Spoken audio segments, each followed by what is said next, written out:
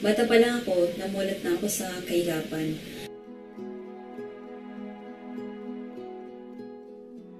Nalala ko 5 years old na ako noon. Sinasama na ako ng nanay ko sa palengke para magbenta ng mga prutas. Actually, ginawa ko yun hanggang tumutungo ako ng college.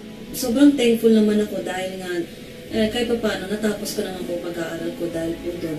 Nung nagtatrabaho na ako, nakaka-discourage kasi nga, yung ina-expect ko na makapagbigay ako ng sapat na halaga kinananay, hindi ko nagawa yun. Kasi sobrang late ng sinasahod ko that time.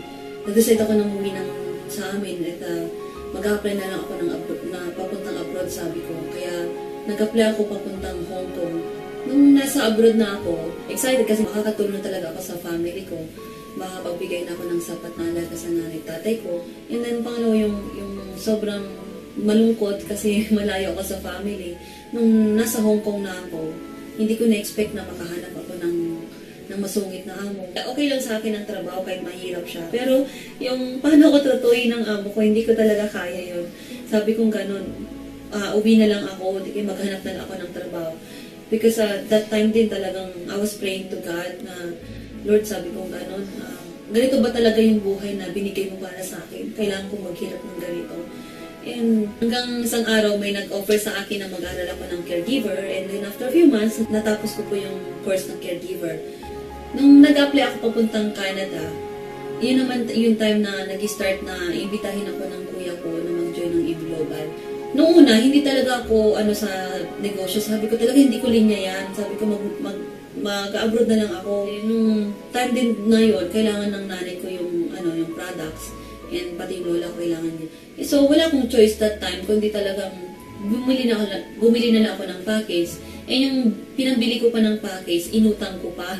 So, nag-join ako sa E-Global. And after a year, nakalimutan ko ng pag-abroad ko. Nakalimutan ko na ang Canada. Kasi sabi kong ganun, kung pwede ko naman kitain dito sa Pilipinas, ang pwede kong kitain sa Canada, bakit pa ako mag-abroad? Talagang pinag-aralan ko yung negosyo. On my second year, dun ko po na-earn yung first million ko. And then on my second year also, nabili ko po yung first car ko. Dati, naglalakad lang ako. Ngayon, nagdadrive na ako ng sarili kong kotse. Di ba? So, tinuloy-tuloy ko lang po and then that time, sabi ko gano'n, gusto ko na rin mag-asawa. Nung nag-start na kasi ako sa E-Global, natutunan ko talagang mag-set ng goals. Kaya sabi ko gano'n, bago ako mag-asawa, kailangan nasa Millionaires Club na ako, na-earn ko na yung first million ko, nabili ko na yung kotse ko, at nabili ko na rin yung pangarap ko na bridal car. Nakakatawa kasi natupad ko po lahat yun.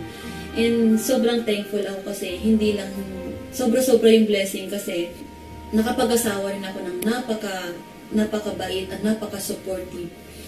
And yun ang one of the best gift na na-receive ko kay Lord.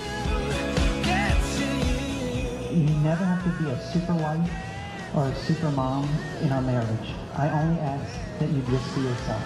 So, nakakatawa so nag-decide kami mag-asawa na gawin ang E-Global together dito sa Pilipinas. Nung pabalik ako ng Pilipinas, nung nagtrabaho ako sa Hong Kong, sabi kong babalik ako ng Hong Kong hindi para magtrabaho, kundi mag-travel na lang. At yun po, nakakatawa kasi dito po sa E-Global, nakamit ko po yun.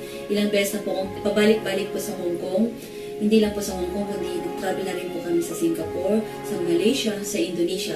At hindi lang po yun, kundi naikot ko na rin po ang buong Pilipinas. Sobrang thankful ako kasi isa sa pinakapangarap ko rin po na mabiling sasakyan po.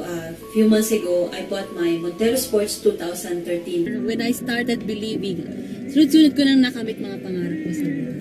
Ang desire ni Lord sa atin is to live in prosperity. That's why I'm living in prosperity. Pero syempre, bago mo matamasa yung mga kailangan matamasa sa buhay, kailangan pinagtatrabawan lahat yan. When you want God to move in your life, you need to move in faith. When you move in faith, everything is possible. Lahat ng gusto mo na mangyari sa buhay mo makakamit mo. Guaranteed yan, 100%. At hindi lang po yun, nakabili po ako ng bahay ko sa Camellia a month ago. Isa sa pinakagustong-gusto ko po rito yung buong family po kami na ginagawa po itong negosyong ito. Nakakatuwa kasi 5 po kami magkakapatid na may kanya-kanya na rin pong sasakyan. Napatunayan ko na hindi lang po pala pag-abroad ang kasagutan para makamit natin ang mga pangarap natin sa buhay. kundi meron din po palang mga oportunidad sa Pilipinas na kagaya ng AIM Global na pwede nating makamit ang mga pangarap natin sa buhay kasama ang pamilya natin.